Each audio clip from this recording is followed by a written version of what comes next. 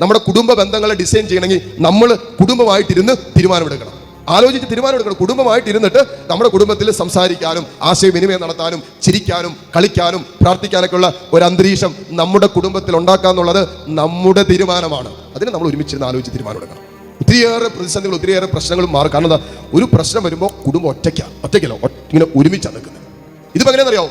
ഭർത്താവ് ബിസിനസ് ചെയ്യുന്നു, ഭർത്താവ് ജോലിക്ക് പോകുന്നു, പുള്ളി വീട്ടിൽ പോലും ആരും അറിയുന്നില്ല എന്തൊക്കെ നടക്കുന്നതെന്ന്. ഇത് അപകടകരമായ ഒരു പ്രവണതയാണ്. കുടുംബത്തിൽ അപകടകരമായ ഒരു പ്രവണതയാണ്. അവിടെ ഒരു പ്രശ്നം ഉണ്ടായാലുണ്ടല്ലോ, ഈ ഭാര്യയും മക്കളും ആ ഭർത്താവിൻ്റെ കൂടെ നിൽക്കുകയല്ല. അതുകൊണ്ട് നിങ്ങൾ എടുക്കേണ്ട ഒരു തീരുമാനമാണ്, എൻ്റെ വീട്ടിൽ കുടുംബാംഗങ്ങൾ എല്ലാവരും കൂടി ഒരുമിച്ച് കുറച്ച് നേരം വർത്താനം പറഞ്ഞ് ചിരിക്കാനെങ്കിലുള്ള ഒരു അന്തരീക്ഷം ഉണ്ടാക്കും. ഒന്ന് സംസാരിക്കാൻ, കേൾക്കാൻ, പറയാൻ, ശ്രമിക്കാൻ ഒക്കെയുള്ള ഒരു അന്തരീക്ഷം നമ്മുടെ കുടുംബത്തിൽ ഉണ്ടാക്കണം. നമ്മൾ അതിന് നിങ്ങൾ ഒരുമിച്ചിരുന്ന് പ്ലാൻ ചെയ്ത് എപ്പോഴാണ്, എങ്ങനെയാണ്, ഏത് രീതിയിലാണ്, എങ്ങനെയൊക്കെ നടക്കുന്നത്, അത് കുടുംബത്തിൻ്റെ തീരുമാനമാണ്. ഇന്റീരിയർ ഡിസൈനിങ് നിങ്ങളുടെ കുടുംബ ബന്ധങ്ങളിൽ സംഭവിക്കേണ്ട ഡിസൈനിങ് ആണ്. എങ്കിലേ ബന്ധങ്ങൾ വളരുകയുള്ളൂ.